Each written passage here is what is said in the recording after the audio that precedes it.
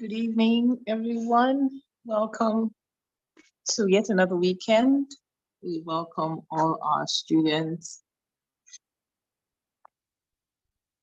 to this very warm, rainy evening, Saturday evening. We'd like to welcome you once again. We use this opportunity to crave everyone to please get your colleagues and classmates into the class. We will start shortly.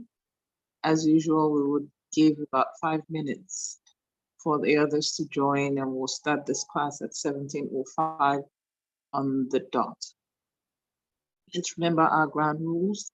Once we come into the class, let's ensure we place our names in the chat box, as we would like to see them on the certificate at the end of the cohort. Once again, please let's urge our classmates to please come into the class. This will take nothing more than an hour, 30 minutes, an hour, 45 minutes maximum. Okay, thank you, and speak shortly. Today we will be handling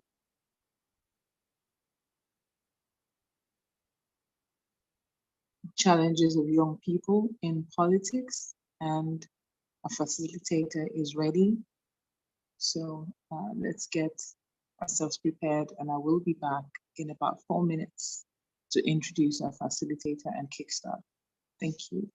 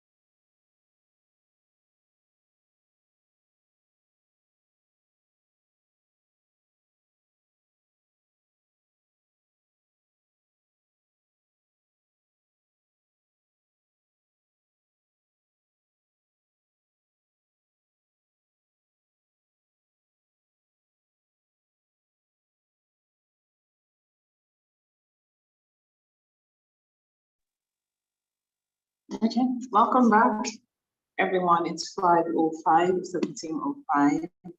Today, the 7th day of October 2023. We have a facilitator in class.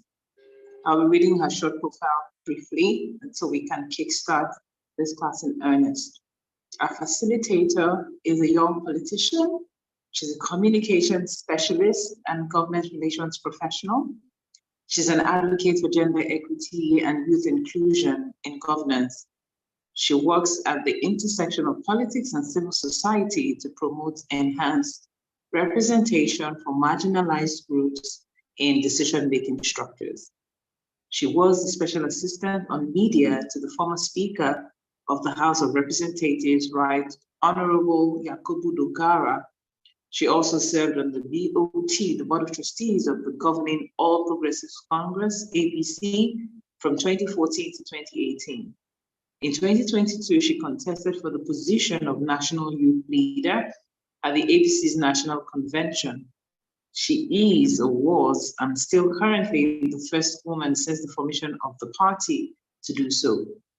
She is a UN Women Intergenerational Mentee, that is one of the 25 young Nigerian women chosen to carry on advocacy regarding meeting goals outlined in the Beijing Platform for Action. She also once served on the advisory board of the World Youth Movement for Democracy.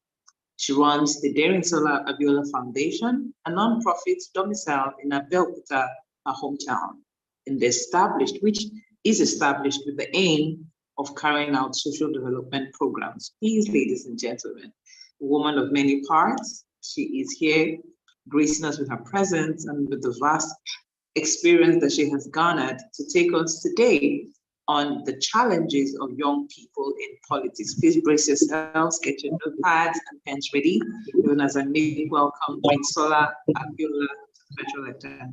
You're welcome, ma'am. It's good to have you. Thank you. Thank you so much for having me, and thank you so much for the introduction.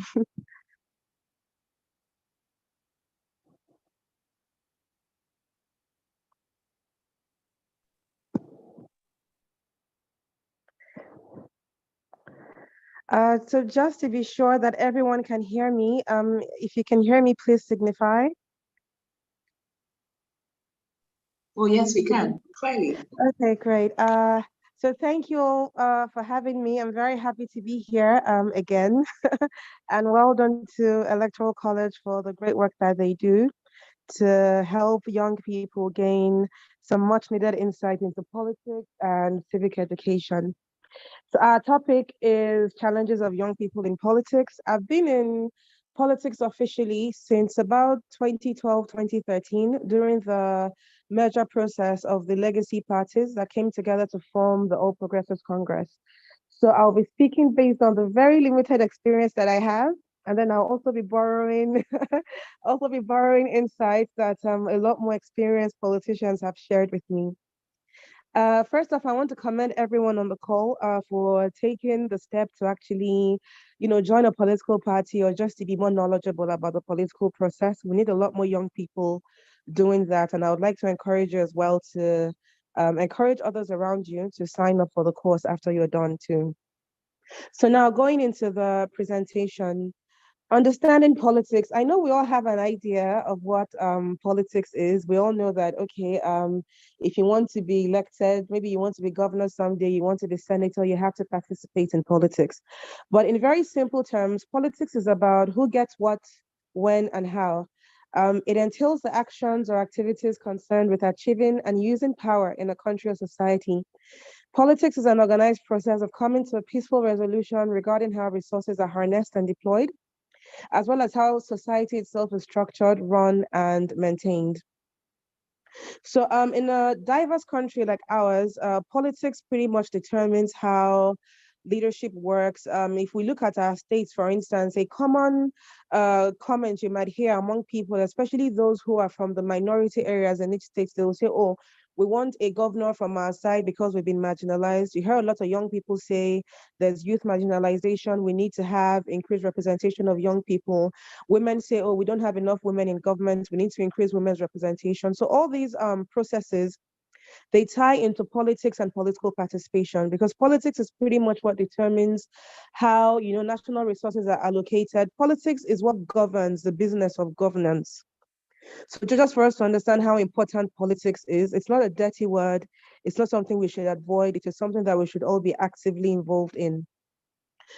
So if we're looking at representation, I'm on the next slide now.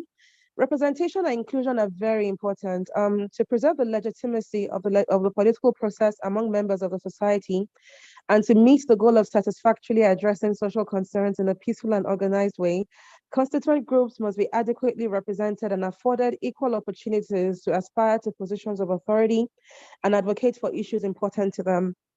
One of the reasons we try so much regarding youth inclusion is because we know that if there are 10 people seated around the table trying to design a policy, it's important that we have diverse views going into that policy design, so that the policy that is eventually formulated is one that works for every segment of the society.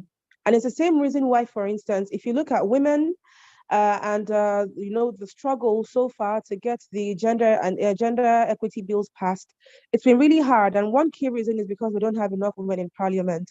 So this is why representation matters. When you're adequately represented within a governance structure, you are sure that your needs will be taken into account. There are people like you who are aware of your circumstances, and they can, meaningfully make policies that will impact you positively because you were taken into consideration when those policies were made. Now, on youth inclusion specifically, young people account for between 65 to 70% of Nigeria's population. But despite this, the level of representation remains low.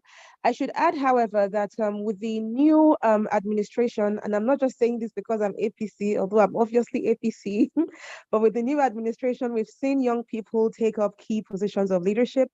And the government is not done making appointments yet, but we're very hopeful that they will continue to ensure that young people are well represented. Even when we have board appointments and agency heads are appointed, we have most of the SAs, SSAs are really young people.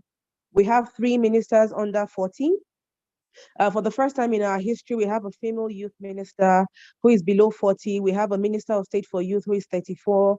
We have a minister for humanitarian affairs who I believe is 36 or 37. So these are encouraging signs, and we're hopeful that it will continue that way. So I'm going on. In 2018, the Not Too Young to Run bill was enacted, lowering the age of eligibility for elected positions. And while some have been able to benefit from the new law, there is still much work to be done.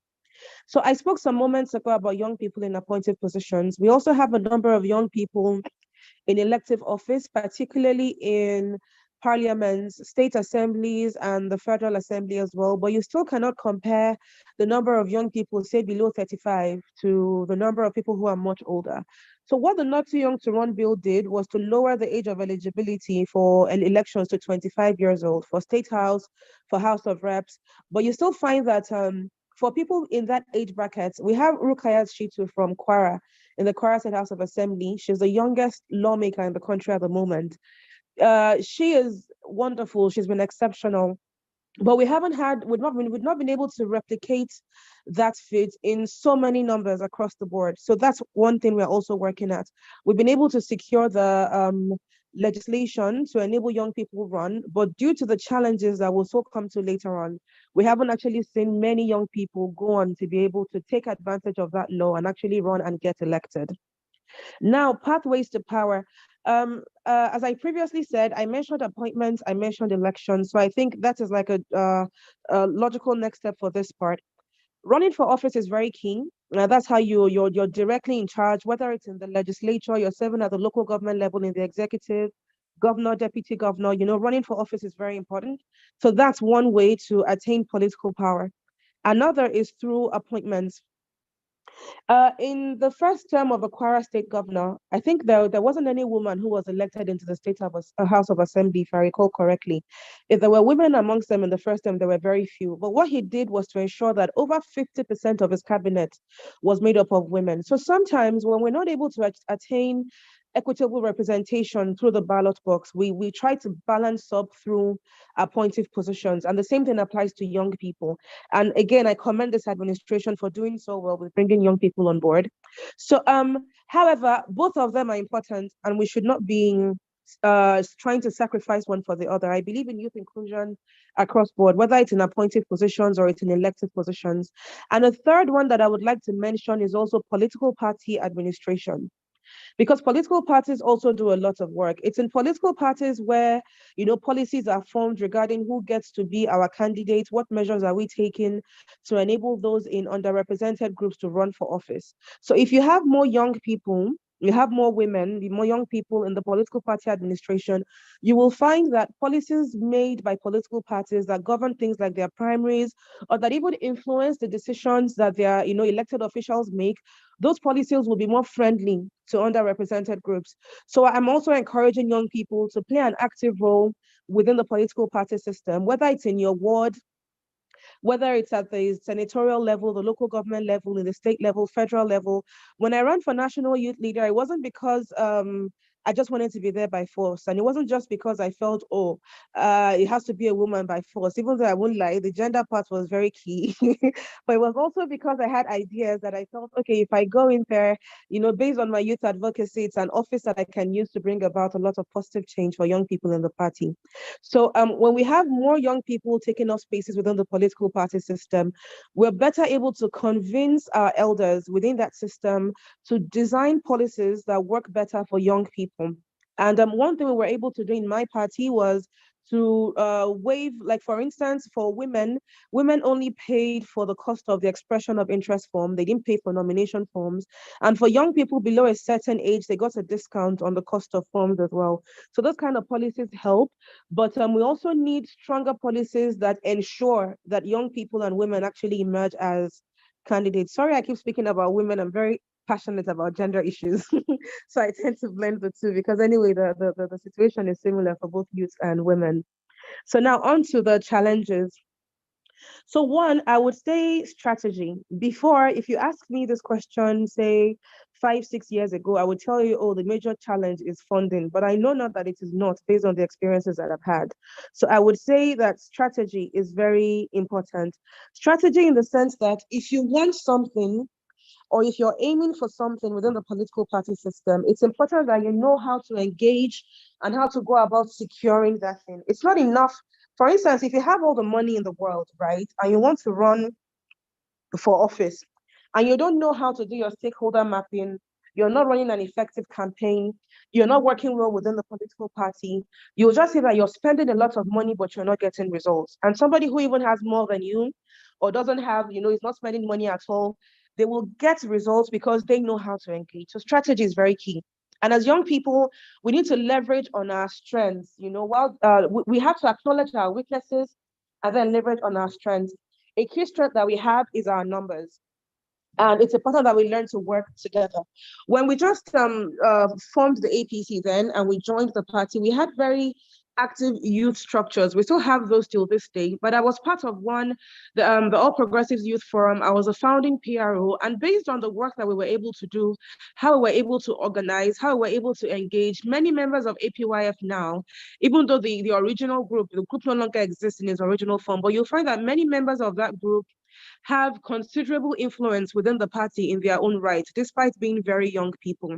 So strategy is key. You have to learn to work together, learn to maybe put aside your differences, have a common goal and work towards it as young people within the political party system. One thing politicians respect is numbers. And if you can back up your membership with the strength, you can show the strength of the young people within the party, they're more likely to take you seriously when you make demands, when you engage as one group, instead of just trying to work as an individual. So strategy is very key. And then if you're aiming for positions, for instance, within the political party system, know how to do your stakeholder engagement, know how to do your stakeholder mapping, understand the terrain that you're targeting, what will work there and what will not. The way you will speak to people in Lagos is not the same way you will speak to people in, say, Potiskum. It's not the same way you will speak to people in Akwa Ibom. You have to understand the people there. All politics is local. You have to understand the people there, and you have to understand how to engage them, and then you have to map your stakeholders at every step of the way. So strategy is very, very important. When you have the strategy, then funding is a major challenge for young people as well. For the much older politicians, they spent a lot of time, building their careers, when the APC announced the cost of nomination form for the presidency at 100 million last year, a lot of people they had a lot to say. How can they afford it? You say you want politics to change and you're charging this much. But my opinion has always been that anybody who wants to run for president and who has to use their own money to buy a form should probably not be running. Because if you have done it, if you have gotten to that point where you're actually qualified to run for that office, you should have people around you who are more than willing to take on the financial burden of what it is that you want to do. So funding is very key. It's a major challenge for young people, especially because, well, we're still young, we're just starting out. Many of us haven't really built networks through which we can mobilize resources. And then there's a lot of social inequality as well. You'll find a lot of young people who maybe want to join politics and run for office, but they just don't have the financial means to do so. And the next challenge I'll move on to, party systems and processes. Now, we still have quite a bit of work to do. With a lot of sustained advocacy, the party system is improving, but you'll find that in some parties, and then it's not even a general issue. Sometimes in some states, it might be that a certain way is how candidates are chosen or how officials of the party are chosen. And if you don't belong to that clique, nothing comes to you, even if you're qualified or even if you've made a lot of contributions. So sometimes party systems could stifle the growth and development of people within the party, not even just young people, but it's a general issue. So if a party is not managed well, you also find that in parties where they have a lot of conflict, even if they elect excos today, the next day somebody is in court to challenge it and they are kicking each other out and they are fighting over it. So sometimes, party issues actually get to really impact people's aspirations, and not in a good way. The lack of enabling policies. I spoke about an example earlier with lowering the cost of participating in the primaries or getting forms, even though that's not really the only cost that is involved in the electioneering process. And then sometimes, minus that particular policy, we also see that many political parties, I'll make an example of the PDP, for instance. Full disclosure, I don't like PDP. Apologies to the PDP members on the feed, but I'll make an example of the PDP. They have a quote in their constitution that says, I think 35% of tickets or positions in their party leadership should go to women. But then this is an example of a party that has a policy, but they're not implementing it. Because if you look at the party's National Working Committee, there's only one woman, to the best of my knowledge, and that's a national women leader. And before somebody comes for me in the APC, we have just two. So I'm not trying to throw a dig at anybody here. So I'm just saying that sometimes the lack of enabling policy is a problem. They also have a policy that says, okay, women will have a certain percentage of tickets, but you look at PDP candidates in the last election and they didn't have anywhere near that number at all. So in as much as we push for policies, it's also important that we try to take up our respective parties on implementation. So we need to push for policies that go beyond just reducing the cost of eligibility or the cost of being able to buy forms, to actually guaranteeing representation for underrepresented groups by the time these primaries are concluded. And also parties can legislate regarding appointed positions as well. If a party forms a policy, at the national level and says in every state that we win, this percentage of appointments has to go to women, this percentage of appointment has to go to young people, this percentage of appointments was reserved for people with disabilities, everybody who wins an election on the platform of that party would have to comply. So we stop leaving it to the goodwill of governors in those states. And then cultural bias. I'm a Yoruba woman, right? And we're very age conscious where I'm from, in the Southwest generally.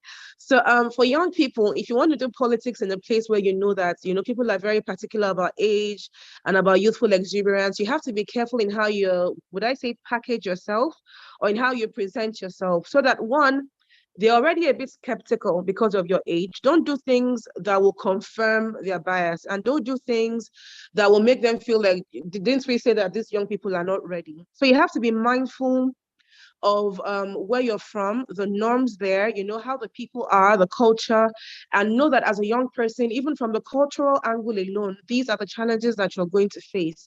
And then figure out how to work around those challenges. So you have to be wise. Wisdom is profitable to direct. You have to be wise, you have to be mindful, and you have to, be observant, you have to be respectful.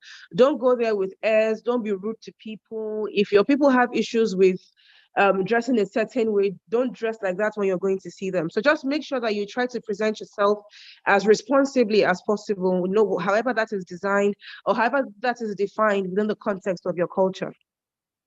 Then violence. This one I have experienced firsthand, and violence in politics is a strong deterrent factor, not even just for young people, for people generally, for women as well. Women complain a lot about violence in politics as well.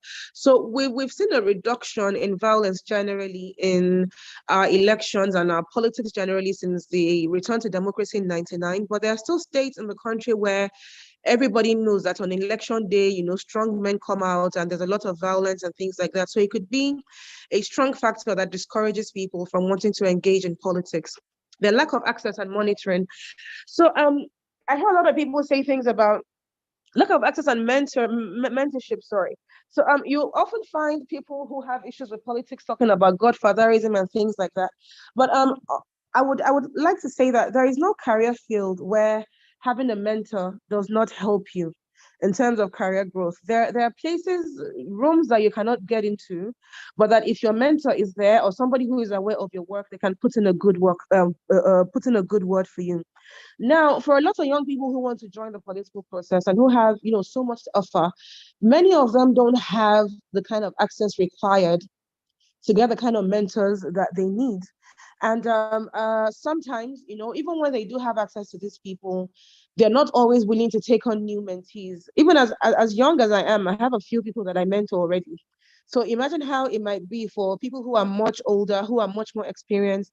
I've had a couple of there was a time I tried to organize a mentorship program for young women politicians with older women politicians, and we tried our best. We brought everybody together, but that program was not successful for a lot of people, largely because of how, the disposition of their mentors towards them. And it wasn't because they were being mean or anything, but they had a lot of pressure, they had a lot of responsibilities. So sometimes that lack of mentorship tends to be an issue. And what I would advise young people generally is, if you're just coming into the political system, find somebody close to you in age who is maybe not as big as all those big men and women that we look at on TV all the time.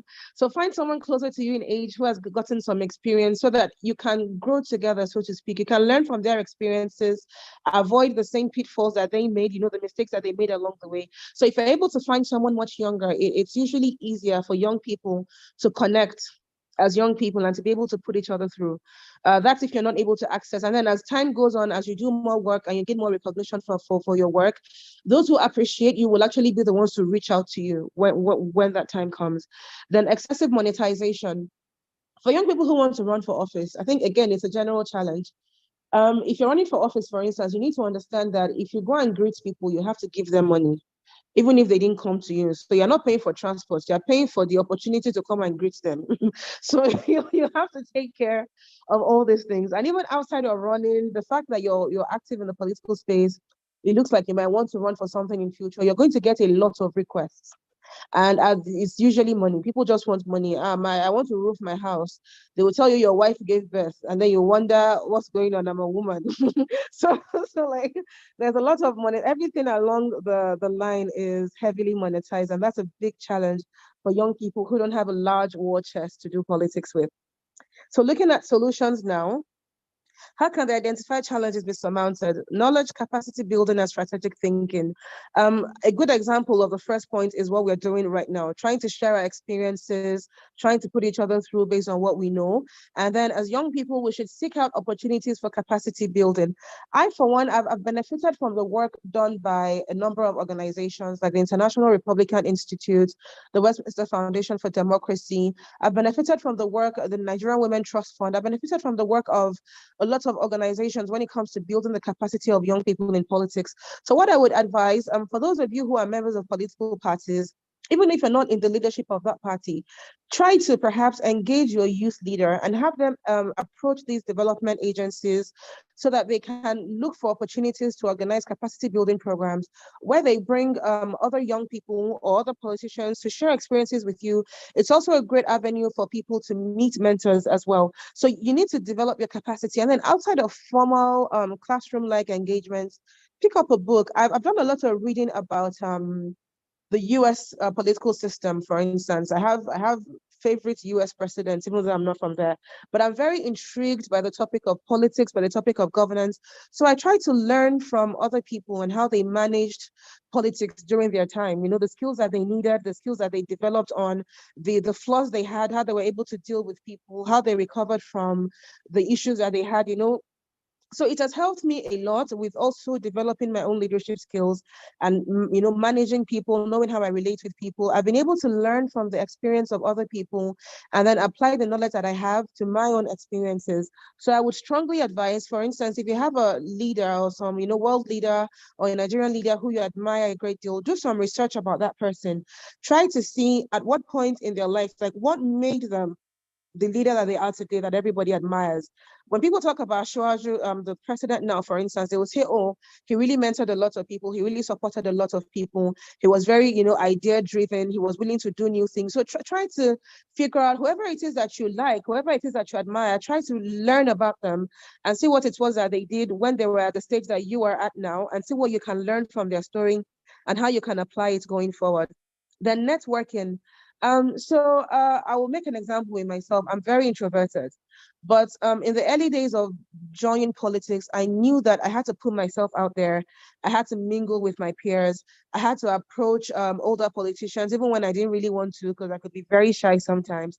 But you know, I identified people that I felt this person has had a career that I really admire, and I walked up to them and said, "I would like for you to mentor me," and that worked out for me a couple times. So you have to learn to network, attend events where you know other people like you are. Try to do your networking, try to cultivate the kind of contacts that you would need.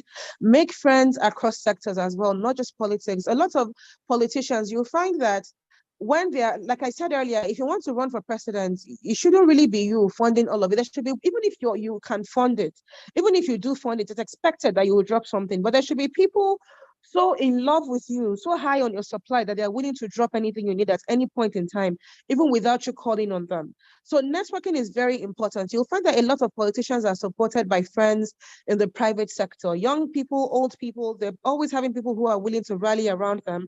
And it's one of the areas where, one of the opportunities for you to also get support in terms of funding for your political projects. You want to run for office, you want to maybe donate something to your community, you should be able to mobilize resources from within your network because you have people who believe in what you're doing and people who are willing to support you. Then crowdfunding, this one is more of a general thing.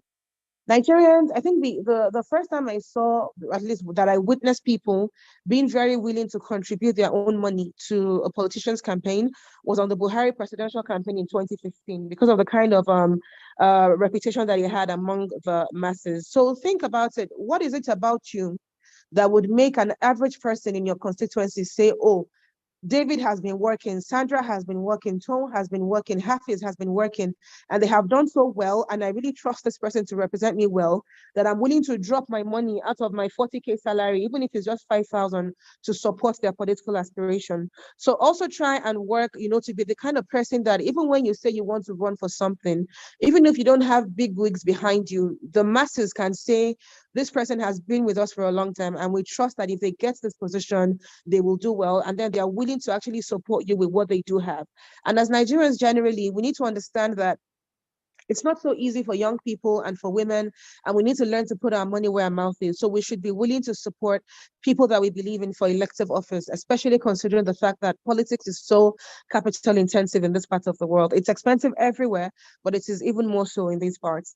Then partnership consultations and advocacy. So regarding the lack of enabling policies, particularly, if you're able to come together in large numbers and push for certain policies within your political party system, that will make it easier for you to either become party officials, to become appointed officials in the states that you do have, or to become, candidate of a party, then do that. You need to engage. You need to not get tired of engaging. Come together in numbers and engage the leadership of your political parties. You know, even people who are not official party leaders, maybe they don't occupy any position, but you know that they wield influence within their respective communities. Go and meet them and tell them, look, as young people, this is what we're aiming for. And it doesn't have to be at the large levels. Engage them at your ward level so that when you're choosing ward officials, you know, during the next ward congresses, they know that young people can be more than youth leader. And that's not only the position that they leave for you. You have young people who can be ward secretary, who can be ward chairman. You have to be willing to push for these things, to advocate for these things. If you don't speak up for yourself, nobody will. Nobody wants to share power. Ashwaju will always say, sorry, now it's President Tinubu, no longer just Ashwaju. He would always say, power is not served a la carte. You have to fight for it. You have to be willing to take it. So as young people, we need to organize and then engage leadership structures and let them know we are here, we have this capacity, and we can, we can do more than just being youth leader, whether it's at ward level, local government, senatorial, state, ask for more, put yourselves forward, find those amongst you who they can represent you well, and advocate for them. Then the next one, lobbying. So again, this ties into the points I just made. If, for instance, you want a position in government, you need to do your stakeholder mapping, know all the people you need to talk to, and approach them and lobby, sell yourself. This is your CV, you put it in order, put out the good points about you, why you think you're qualified for what you're interested in, and don't get tired of lobbying, even when maybe you don't achieve the results that you want the first time or the second time. Just keep trying and keep pushing and keep lobbying. Then law enforcement, that one deals with the issue of violence. We need to ensure that more people are held accountable for incidents of violence during elections or just during party congresses or when it has to do with politics generally and at all times.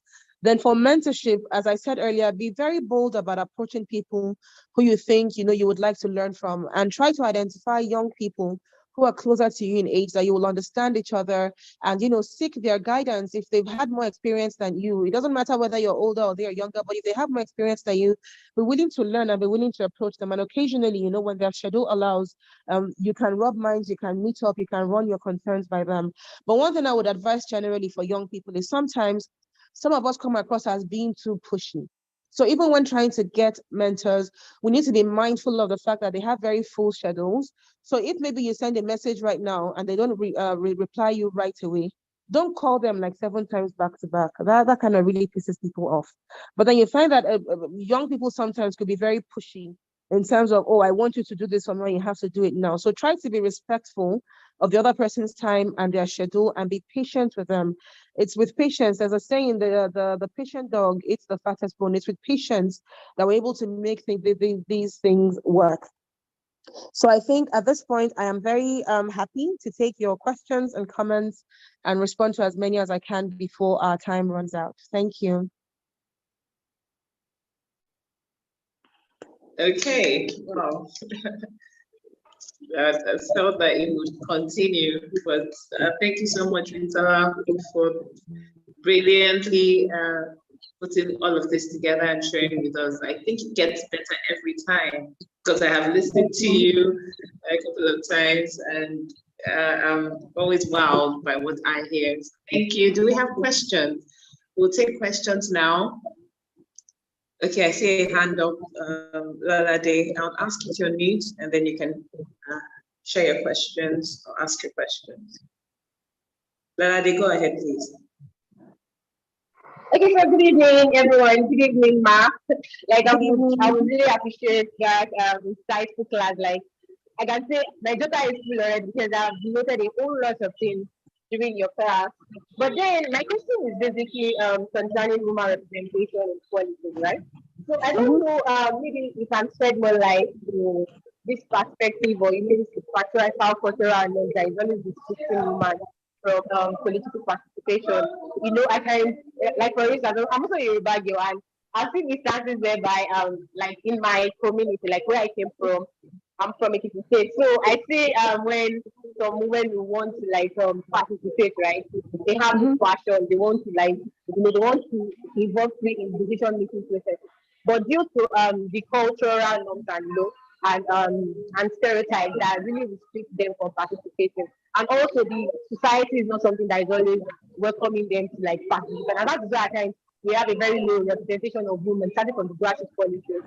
So I'm asking now, is there any way around you to know that we can actually demystify this issue to encourage more women in political participation, whether we like it or not?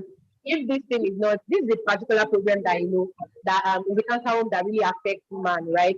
It affects a lot of women out there not to participate in, that political stigmatization and all. So I don't know if you have an answer to this question of mine. I'll be really happy for you to answer, ma. Thank you.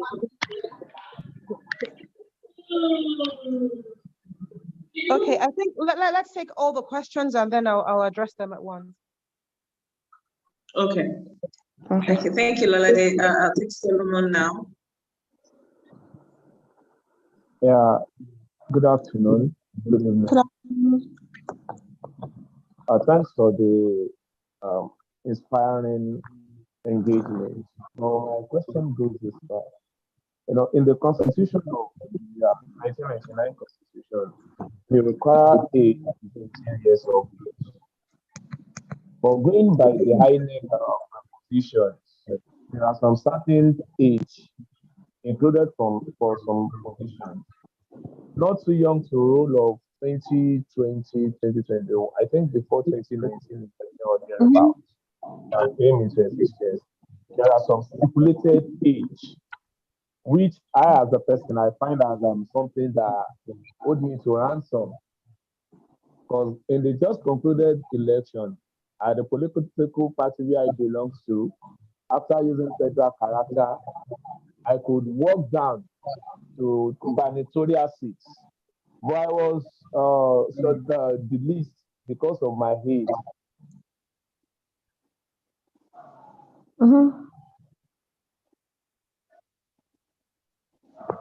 Solomon, we're still listening to you.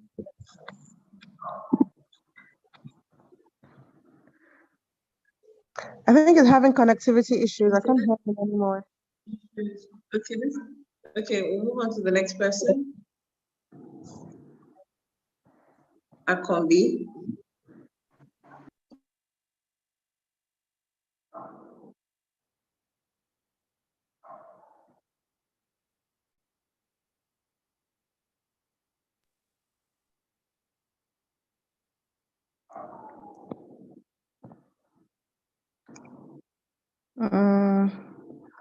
I can't hear him either.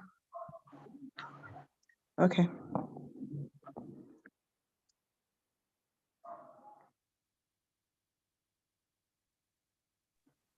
Hello, can you hear me now? Okay, yes, I can hear you now. Yeah, good afternoon. Yeah. Good afternoon. Yes. A situation whereby within the party, the users a strategy and that put their work in place, and they have a particular candidate they are rooting possibly to vote for in a party primary. But then, towards the primary, the elderly within the party now said, no, we can see your candidate and we know he has influence and popularity, but we want to use this particular candidate. In that instance, what do you advise for such youth to do so as not to, step on the leader or not to be seen as you describe as stubborn or high-handedness or strong-headed person within the party? What do you advise?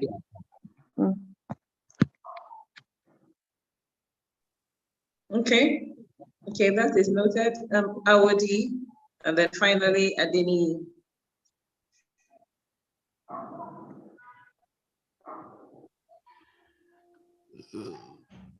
Good evening, ma. Go ahead, please. Good evening.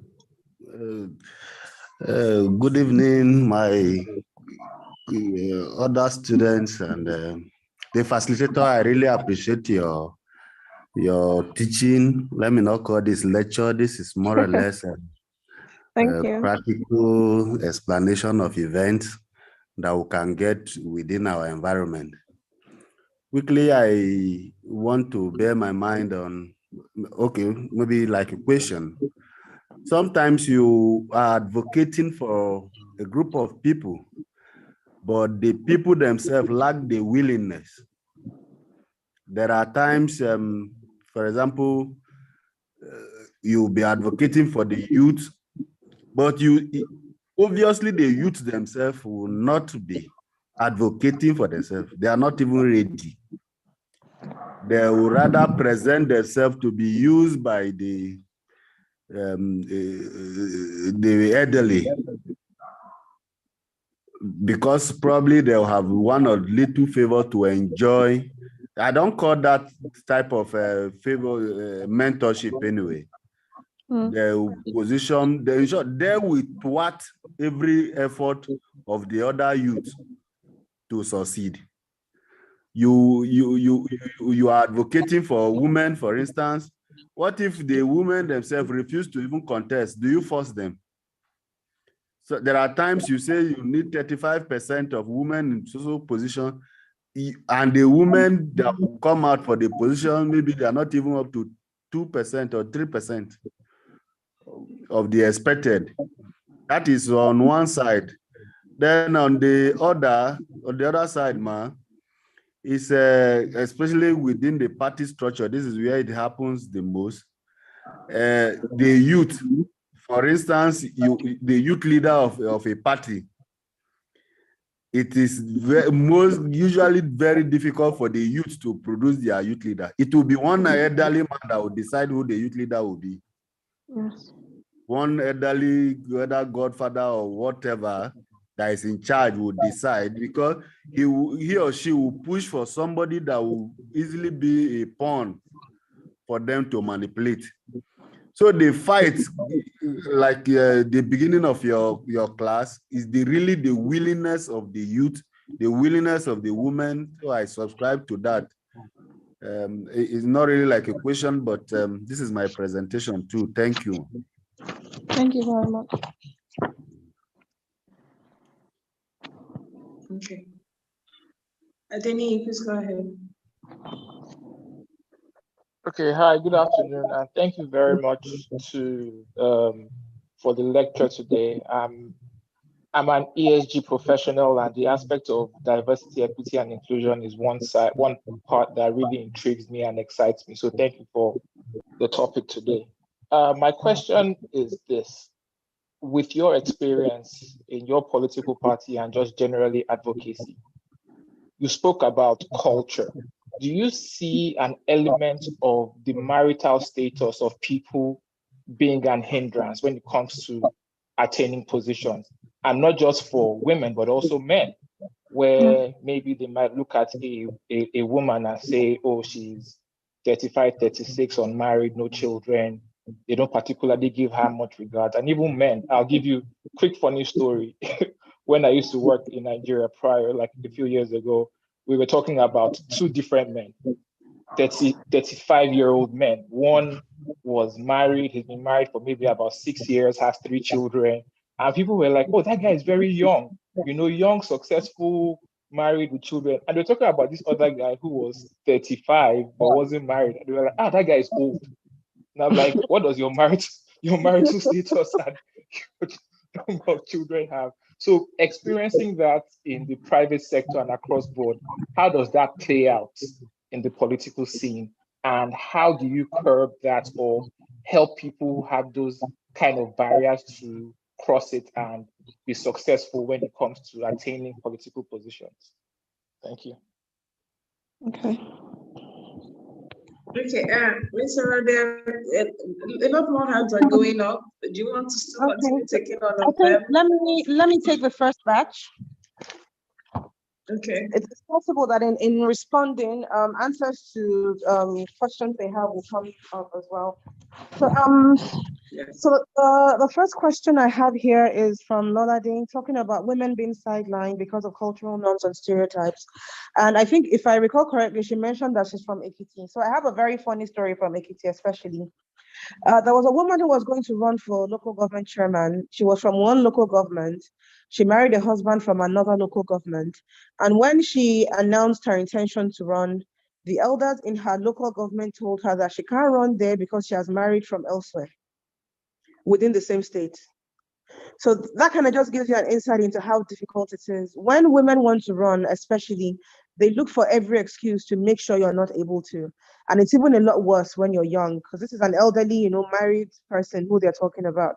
So usually how women have been able to address this in states where, for instance, the first lady is very active, in her own right. She's a very strong woman in her own right, and she wields influence within the party system. She's able to help women who want to run for political office, and that's why you'll find a lot of women within the political structure in states trying to build or organize themselves around the first lady, if the first lady also happens to be politically inclined. So that's why that happens, because then she's the one who is pretty much charged with the responsibility of advocating for them and ensuring that elders aren't able to trifle with them if they're qualified for things. She also pushes for women for appointments. And that's why personally, I see people make comments about first ladies all the time. I used to be like that too, wondering why do we have an office of the first lady? But I've seen firsthand how much some of them are able to do to support women in politics. And that's why I support the idea of first ladies having their own programs and being able to at least be in a position where they can advocate for women. So that's usually how a lot of women are able to work around it. Now, in a situation where you don't have a politically inclined first ladies, there's usually at least one woman within the political structure of a state that is very influential in her own right. And usually you'll find that this woman tends to have a lot of women around her. The reason you find women organizing like that into groups and around, strong female figures is because they know that usually often they need to push for things collectively to be able to get them. So the same advice I gave earlier regarding, strategic engagements for young people, women need to do the same as well. And as young women, especially, my own personal campaign within my party has always been young women's political mobilization. And that's because I realized that, yes, we're young people, but we're also women. And even within youth spaces tend to be dominated by men, and men will, and I'm not saying this, because I'm trying to offend anyone or anything, or because I'm prejudiced against men. I'm saying it because it's just how things are. Men tend to prioritize themselves. And when it comes to issues of politics and leadership, they believe they are better qualified than we are. So mostly they will nominate themselves for things. And that's why women especially need to do a lot more to be visible and need to do a lot more in terms of putting themselves out there and displaying and demonstrating their capacity. So even when they want to make these decisions, they can't pass you over simply because you're female. So we have to try, twice as hard to make sure that whatever it is that we're doing, we document it properly, we promote it properly, and that we don't hide at the back. Another thing with women specifically, if you go into a room where the seats in front are vacant, women will likely just sit at the back because they want to stay there. Go to that front and sit down. There is nothing stopping you from being there. So, we have to be very mindful and very deliberate about putting ourselves out there. And when it comes to the issue of cultural norms, again, as I said earlier about, cultural bias, be mindful of it. If you're from a place where they tend to be very, this one is a woman, this one is a woman, be very mindful of it and do so much work. Do so much work, prove your capacity to the point where they cannot deny that you are qualified for this thing. And then another advantage that I think women can explore, especially, is that you often find that in many of these spaces, if you see 10 active men, maybe there will be 2 active women, 3 at most. And in many communities, it's still a bit of a challenge trying to find women who are qualified enough to take some positions, especially within the political party system, because they're not really there, especially at the grassroots. Our women are wonderful at the grassroots, but you find that some of them, or in many cases, there are some areas where they might know the politics, but they don't have the educational qualification to enable them lobby for certain positions. So usually when you have a governor who maybe says, I want a woman from this local government, it will most likely come to the woman there who is most qualified or most educated, not necessarily because she's the most active one in the political space, but just because she's the one that has a qualification to actually occupy that position. So do a lot of work in terms of self-development as well. Get your degrees. If you want to go back for your master's, go for it. Continue with your professional work. Whatever you can do in terms of community development, invest in your community so that when the time comes, there's a limit to the kind of quote unquote story that they can tell you because they have seen your work. And also aim to be very active within the party itself. If there's anything that needs to be done, if you have the resources, your party wants to get an office, contribute to it.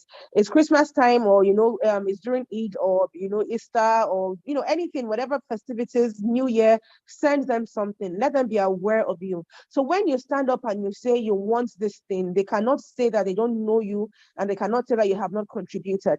And also identify the women within your structure and befriend them. People will often say women don't like each other, but I have found that in the political space, women will always try at least to support somebody like their own, because they understand the struggle and what it is that you're dealing with. So identify women within your structure. If it's your local government, if it's your state, approach them, befriend them. Even when the time comes, you say you want to run, they say they can't give you. Out of the fact that you've done a lot of work and you've made all these connections, something else might open up. So you should always leave that possibility open as well. So just do your best, be mindful of it, be aware of it, and do your best. Identify the stakeholders that you can align yourself with. Identify people that you can ally with, who you can bring on as allies that can support you when that time comes. Then Solomon asked about the age of eligibility. So yes, there's an age limit for most political offices. For House of Reps and State Assembly, it's 25. For the Senate, I believe it's 35. The same applies to governorship. And I think presidency, either 35 or 40. I can't recall exactly now. So the idea behind the age of eligibility is that they believe that to be able to aspire to certain office, you need to have attained a certain level of maturity and experience. Left to me, I think once you're old enough to vote, you should be able to be voted for. But our laws are not there yet. Not too young to run, reduce the age from 30 to 25. And even before not too young to run, that bill, the legislative proposal had been rejected many times. So I think first, we should be thankful for the victory that we've gotten. Try to support young people to be able to take advantage of this law. So we have more Rukayat Shitus, for instance, in the next electoral cycle. And then when we've gotten enough, we can begin to advocate to actually have, the restrictions removed entirely, so that anybody who can vote should also be able to be voted for. So advocacy is a gradual process. We just have to keep going on with it and to work on whatever gains that we achieve along the way, so that we see tangible results from those as well. Then I can be asked if within the party, the youth have a strategy and a candidate, but towards the primary, the elders say they want someone else. What should the youth do? So this happens a lot in political systems. And one thing we have to understand, again, we most of us, all of us really, we're from very age-centric cultures, and sometimes it's not as if the elders are not aware of what you want, but often they have their own candidates, and that's how a lot of people emerge within the political party. Especially, it's very rare to find that when they are choosing political party leaders, it goes through an open ballot system. It's usually the people who have influence within that party who nominate their people to occupy these positions, and again, it also ties to how parties are funded. He who pays the piper dictates the tune. So you cannot say that maybe one or two persons are funding a system, and then they want to put together the leadership of that system, and you're telling them you have to elect who you want. They fund the party. So even by virtue of that alone, they believe that they have the right to decide what happens with that party. So one, we should all have a sense of ownership towards political parties. As I said, put our money where our mouth is. Then secondly, we need to understand that if you lobby for something and you don't get it, it's not the end of the world. Continue. The fact that they know that person is your candidate, whenever it is that another opportunity opens up, because they want to appease the young people who are not happy about how their youth leader emerged, they will find a position for that person. So always keep your options open. If you've rallied around somebody and said, this is who we want, say, and your party says, no, this is who we are going to put there, still try to work with that person. Look at the opportunities that are available. If you think maybe their capacity is not up to it, work with them to build their capacity. If they're open to it, support, their office as much as you can, but don't stop pushing for your person so that, that person can get something else. The way political parties work, you can if you aim for the moon, you might land on the stars. Just don't get tired of engaging and don't get tired of pushing. So that's what I would advise regarding that one. It's very disappointing. It's very disheartening. I've been there, but don't get tired of engaging. Don't get tired of pushing, and don't be disheartened by all of it. Someday, if you're able to follow that process through, you will also get to be in that position when you make that decision someday. And sometimes if you engage them, they might actually explain to you why they think their decision is what is best. So it is through compromise that we're able to build long-lasting relationships. So if it gets to the point where you realize that you have to just accede to what the elders are asking for, it's fine, but let them know that this person that you pushed for he should be compensated or she should be compensated, or, this person has done something, they deserve something, and don't stop advocating for them. Then I would be asked, when you advocate for people and they don't have the willingness, and young people who are actually coming together to thwart the efforts of other serious young people, I will always advise you to work with like minds, identify like minds, and engage. You can't control how others will react to your advocacy. And a lot of people are going to have their own selfish reasons for maybe not towing the line that you have chosen, but just don't get tired of it. Identify like minds and work together. There's no group anywhere where everyone has the same idea. My people say we can't all sleep, and place our heads in the same direction. Some people will place their head, they will sleep across the bed. Some people will put their foot here, some people will put their head here. We're all very different people. We want different things. Our interests are different. But what I would advise you to do is identify people with similar interests, people with like minds, people who are serious and focused like you. Bring those kinds of people together and engage. At all, Naim Bad Pass. You will always have young people who maybe are not so serious. It cuts across all other groups. But when they identify that you're bringing substance and value to the table, there will be room for you eventually. Just keep engaging and make sure you're doing it with like minds. Then so the second question on the party structure. If the youth leader is usually decided, not chosen by the youth, what do we do? I think that's also ties into the earlier question that I answered before your own. Just engage whoever it is that emerges as youth leader. Understand that the office is for all of you.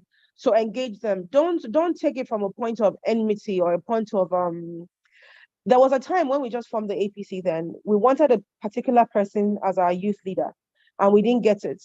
And they gave us somebody else who was much older. He used to be a local government chairman. We were not happy. But today, that person is one of my best friends from his state. He's from Gombe. And it's because we engaged his office. We were able to communicate our demands. You understand? We're able to communicate our demands. And by the time he was leaving, it was a younger person who took that position. So sometimes it might not really go how you want, but still keep that channel of communication open. If they don't have ideas that you like, suggest ideas of your own and see how you can work with them to make that office work for all the young people in the party. Then the next question is from Adeni. He's an ESG professional. So with his experience, do I see an element of the marital status of people being a hindrance to seeking political influence? Yes, it is. And again, I would also say it is not. So it goes both ways. If there's a case, I think in a northern state, it depends on where you're from and how conservative the people are. So I know of somebody who ran in a northern state. He's a single man. And people were saying, if this one should win, I hope he will not start dating all the young girls in the constituency. And again, it ties into our culture. So, and then for a lot of our people, they see marriage as a sign of responsibility.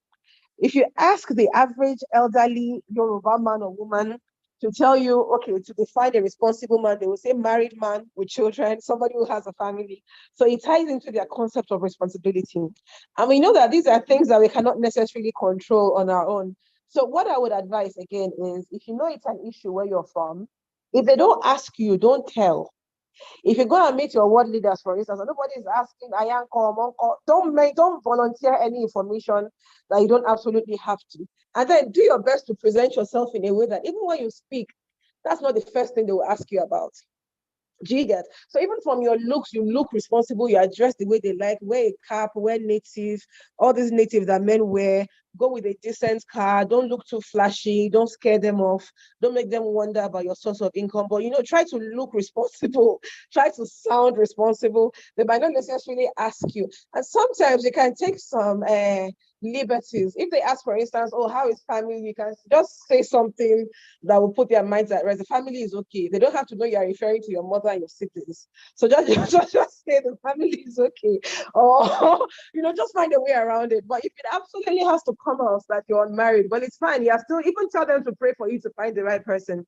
You can try to make light of things. Humor works to a large extent.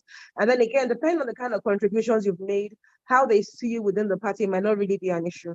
But then if you're from a very conservative part where it matters. You might have to just, find a way to communicate to your people in the very best way that, we're hoping on this, but we all know that everything is in God's hands, and then demonstrate with your character, with your actions, and with your speech that you're a responsible person, because that's how they define responsibility. We know it's not like that, but that's how they define it. So we just have to find a way to be able to manage our people and to be able to manage local stakeholders.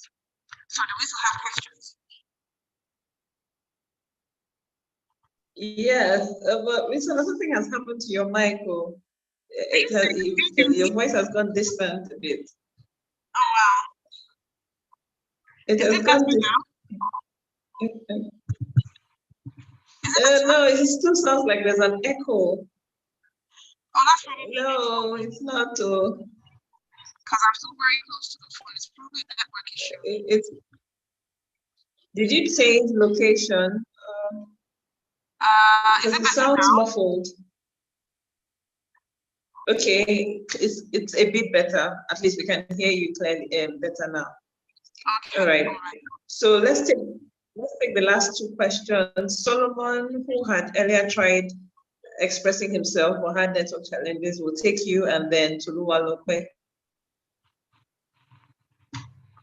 Yeah, thank you. I just want to reference on the issue of women issue. Let me say feminism and patriarchy. I think my own encounter in politics around 2018, when we have 7 gubernatorial candidates, and a female came in between that she's running for her. And within our own caucus, as a chairman of the local government, then we organized ourselves out of 23 local governments. We've secured 20 local government chairmen ready to support our candidacy. But to our surprise, a month to the primary, she just decamp and leave the political party. That's one. Two, at the world level, even they just concluded local government election. When candidates from other political parties come on board, we have this female running for councillor, and we try to build support towards our candidates. But at the end of the day, what we got in return is like what I order for and what I got in return is quite too different. Should we say they are not prepared for these things? Because if we, from the angle of, okay, there needs to be equity. Okay, these persons, because if you go to the grassroots, majority of those who comes to ward meetings, they are the females. How many males get time from meeting regularly, this and this, we are going for this, we are going for this. But when it comes to positions, leadership position, and you give room for these persons, you just discover that they start giving some excuses. If not that some persons are now saying upon themselves that no, let's do some things. Even in the just concluded 2023 election, while at my own political party, we have tickets for gubernatorial candidates, and we are even rooting for a female candidate. Reaching out, they said no, their husband will not allow them to do this, they are not this. How can we cope in this kind of scenario? Thank you. Okay, I don't know if you were listening, but I'm sure the previous questions were so tight in what you said, but I will allow Risola to respond to you. So let's take Toluwalope finally.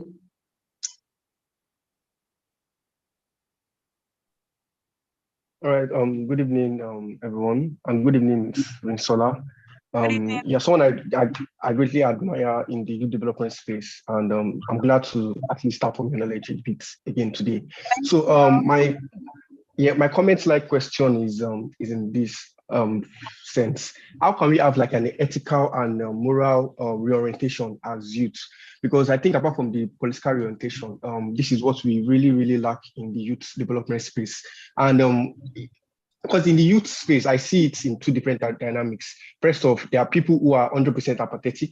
And the second part are people who are, let's say, 100% participants. That is, they participate 100%, but ethically and morally, they are our problems. They are even more problematic or more dangerous than even the other people we fight against. Like, let me use the student unionism, for example, because that's where I I currently base. I'm currently like the vice president of political science students in Nigeria. So like in the student unionism base, which is meant to be the foundation of political enlightenment and political leadership in Nigeria, most times we see ESCOs and people in taking up these positions, looting funds and being godfathers, them controlling the whole entire student structure and the student unionism. And ethically, they are the ones even not encouraging other people at the back of them to even participate in student politics and politics at large, which will also be like a ripple down effect into the entire political and party dynamics. So how can we have like an ethical and moral orientation as youths in Nigeria? All right, thank you very much. So I'm going to take the questions now. So for Solomon, the part I really heard was about women and patriarchy, and I had previously addressed that earlier. Can everybody hear me now? Is it clear? Yes, we can. We can go ahead.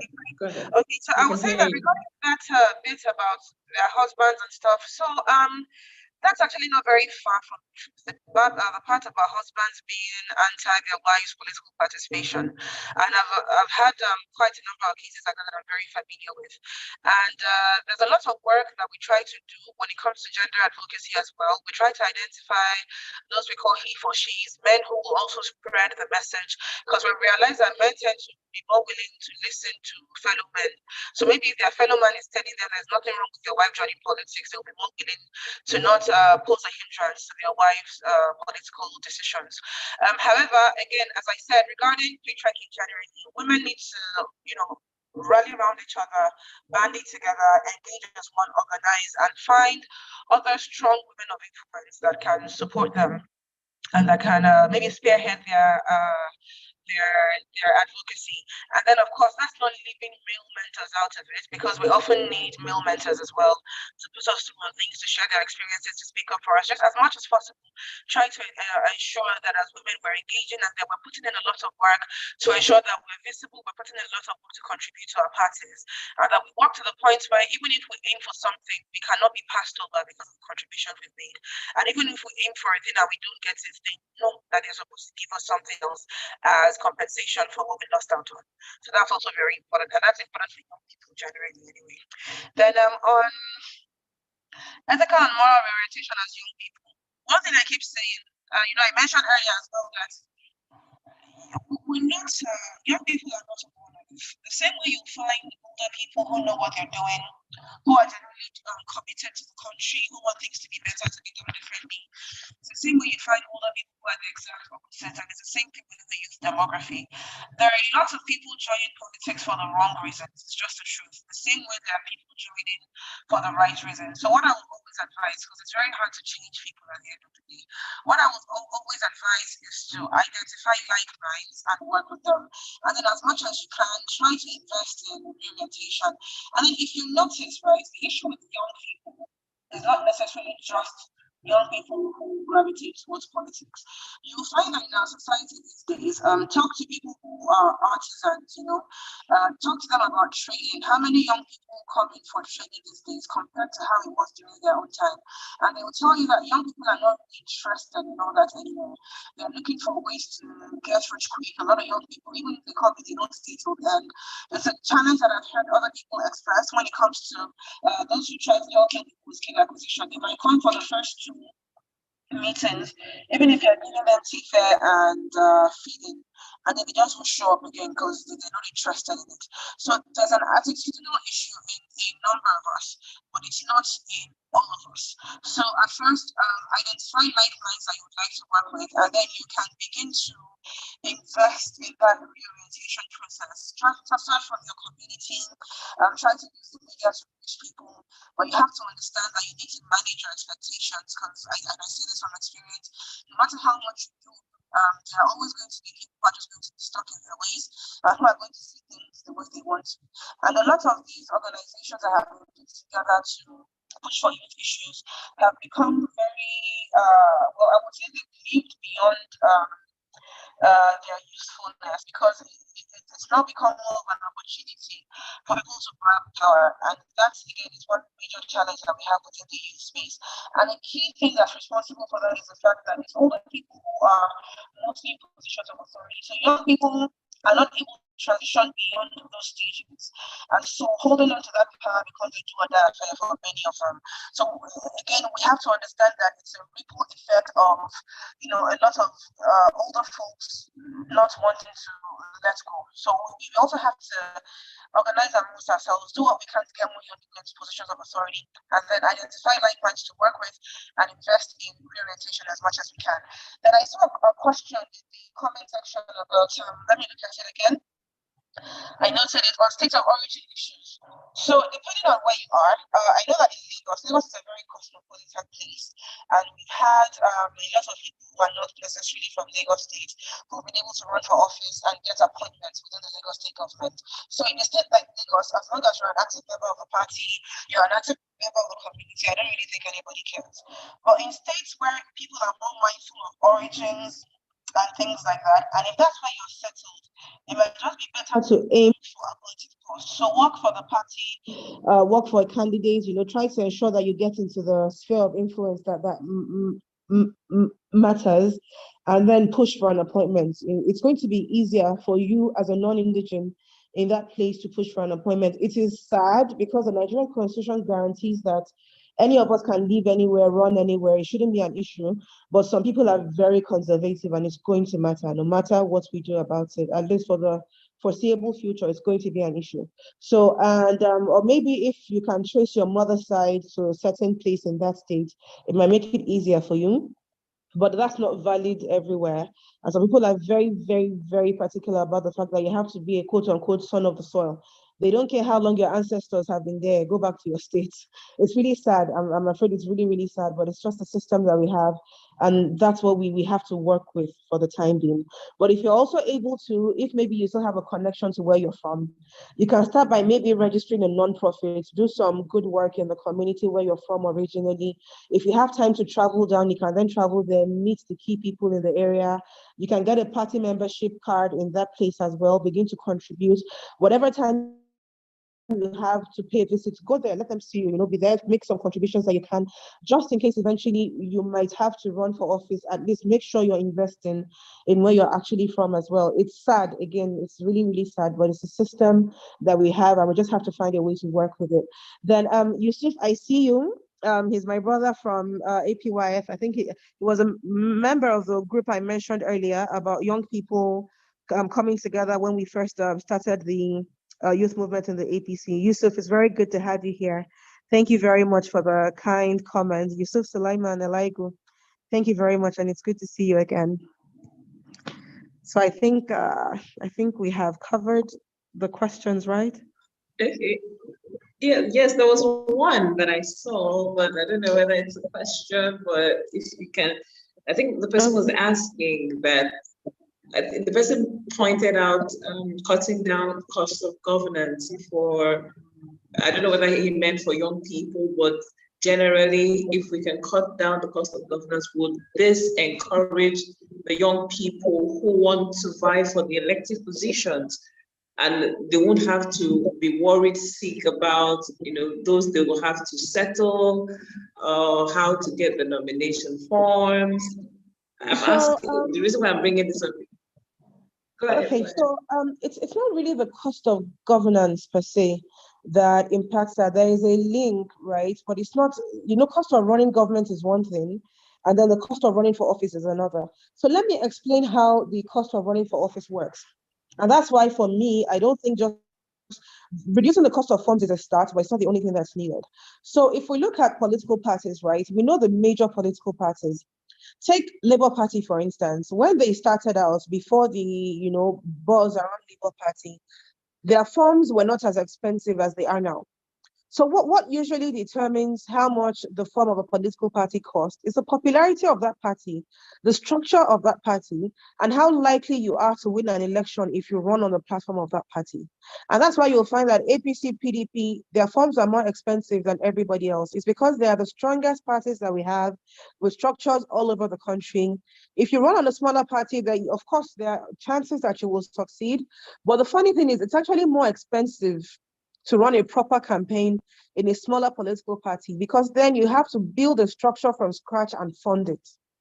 So and then for campaign expenses itself now, even if the party says we are waiving the cost of forms for women, for young people, for people with disabilities, when you go to your constituency and you start engaging your ward structure, your local government structure, it's going to cost you a lot of money, and they're not going to waive the cost for you at that level because you're young or because you're a woman. From the Southwest, for instance, if you want to run for office, there's something they call konleku, owa konleku. That means you've come to knock on the door. It means you've come to consult your leaders and you've come to express your interest to run. When you go and meet leaders to konleku, you have to drop money.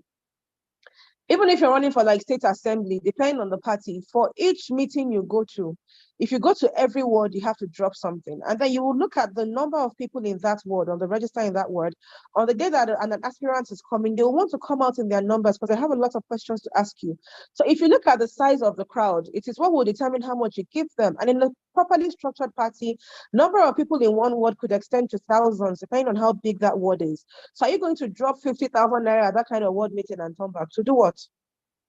So these are where the costs of running for office add up. It's not even, and then you run adverts. Media is very expensive, but that's not the bulk of campaign expenses that you will incur. These are things that you have to spend. There are no two ways about it.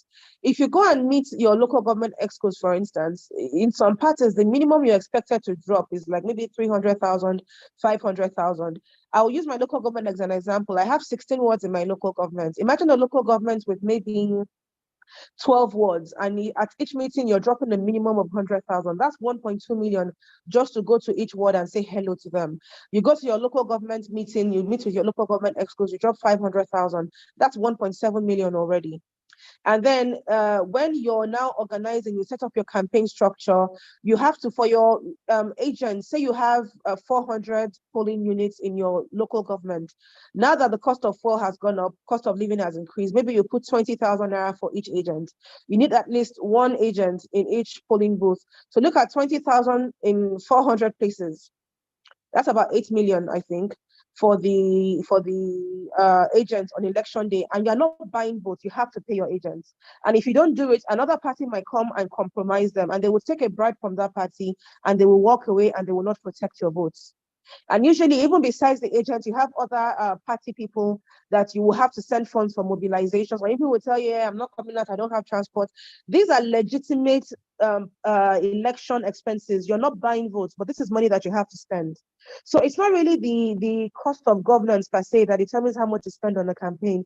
It's just the fact that this is a bare minimum. So take that kind of local government, we say 400 polling units. This is the bare minimum that you have to do for that election. We've already calculated over 10 million, and we have not included the cost of your media engagements, the adverts you will run on radio and state TV, or even TV channels, depending on the state you're running in.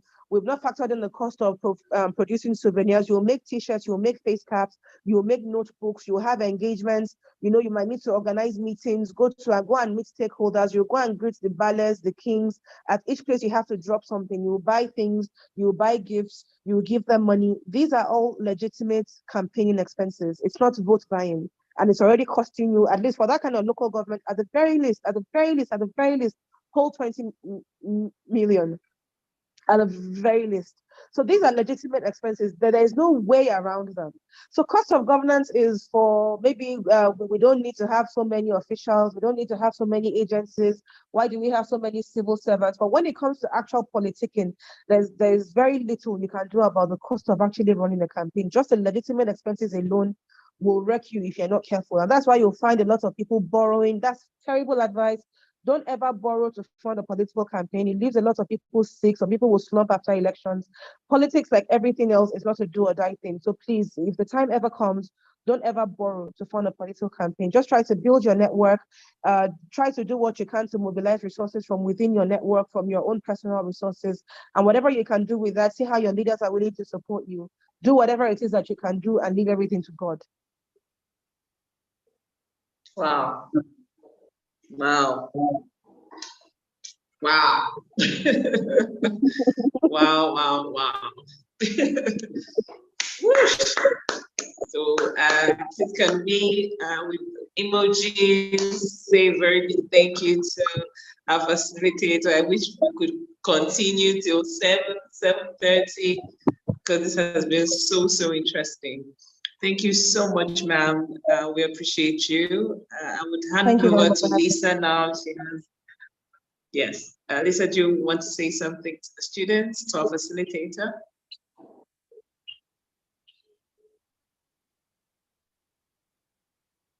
Okay. All right. In the absence of nothing, we say thank you once again on behalf of the college, and we will see you tomorrow.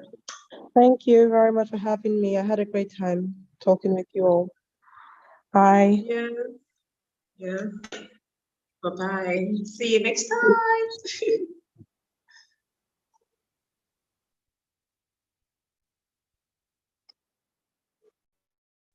Okay, thank you everyone, and see you tomorrow again. Good night. Bye.